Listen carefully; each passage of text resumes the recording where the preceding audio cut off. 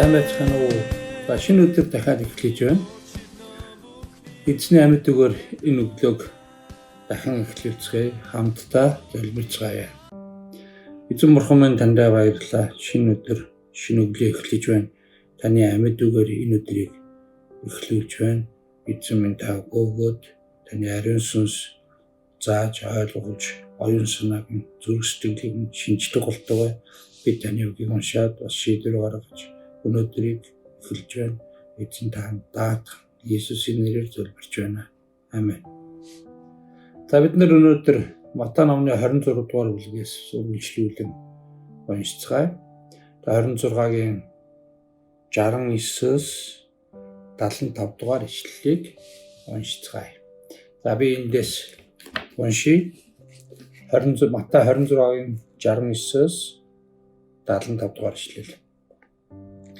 Петрийг гадаа хашаан дотор сууж байтал нэгэн шивэгчин түүнд ойртон ирээд чи ч бас Галилийн Иесустэй байсан шүү дээ гэхэд тэр харин бүгдийн өмнө үгүйсгээд юу ярьж байгааг чинь би мэдэхгүй байна гэв. Петрийг хашааны хаалгаар гаргахад өөр шивэгчин түүнийг хараад тэнд байх ёстод энэ Назарын Иесустэй байсан гэж хэлэв. Тэр дахин үүнийг өчгөлөн үгүйсгэж би энэ хүнийг танихгүй гэв. Тэгтэл бодлого тэнд байгсад ирээд чи гарцаагүй тэдний нэг мөн ярианаас чинь л илт байна гэцэв. Петр хараал тавин тангаргалж би энэ хүнийг танихгүй гэлээ. Тэр мөчид дахиад донготов. Петр дахиад донготохоос өмнө чи намайг гурамтаа үгүйсгэнэ гэж айлдаж байсан Есүсийн үгийг санаад гадагш гарч гашуунаар уйлваа. За сүүлчийн зоогийн дараа явдал үргэлжилсээр байна. За зоог барсны дараа чидүүн уулнад Гетсеман дээр Иесус залбирсан байгаа. Залбирч явах үед Юдас гэж нэгэн дагалдагч найз нь дүүнээс ургаж 30 зоосоор солиод түүнийг барьж өгсөн. Тэгээд тэр баривчлагдан одоо шийтгэлж хэлсэн байна. За яг энийг одоо баривчлагдаад тэргүүн дахил чи өмнө Иесусыг аваад очих үед Петр хашаан дотор сууж байсан байна. Харин түүнийг нэг шивэгчин түүнд ортоод чи ч бас Галилийн Иесустэй байсан шүү дээ гэх тэр бүгдийн өмнө үгүйсгэсэн байна. Юу гэжсэн бэхээр юу ярьж байгааг чинь би мэдэхгүй байна гэж. Харин хашааны хаалгаар гарахт нь өөр шивэгчин түүнийг хараад энэ Назарын Иесустэй байсан гэж хэлсэн байна. Харин тэр би энэ хүнийг танихгүй гэсэн.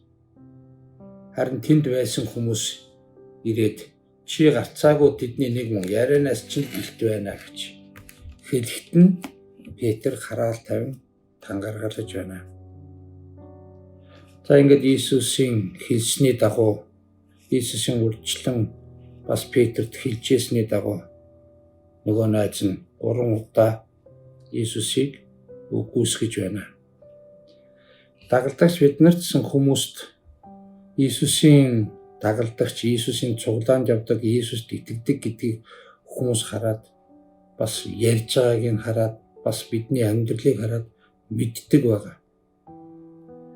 Бид Иесусийн чуулганы Иесусийн бид нар гэрэл давс гэж бичигдсэн байдаг.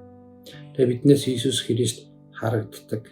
Харин биднээс бас Иесус Христ харагдахгүй байж болно. Иесусыг үгүйсгэх үед Иесус биднээс харагдахгүй. Харин Иесусыг тунхаглах үед Иесус бидэнтэй хамт болно. Тэгээд Петр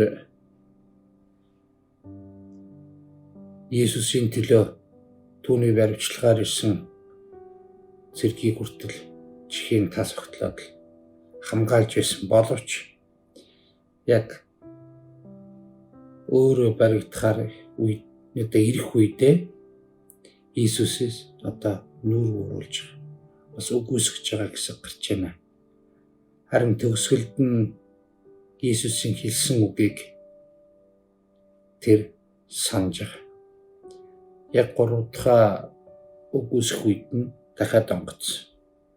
Петр дахиад онгодохоос өмнө чи намайг 3 дахь үгүйсгэнэ гэж айлдж байсан Иесусийн үгийг санаад гадагш гарч гашуунаар өөлваа гэсэн энэ хэсгийг бид харж байна.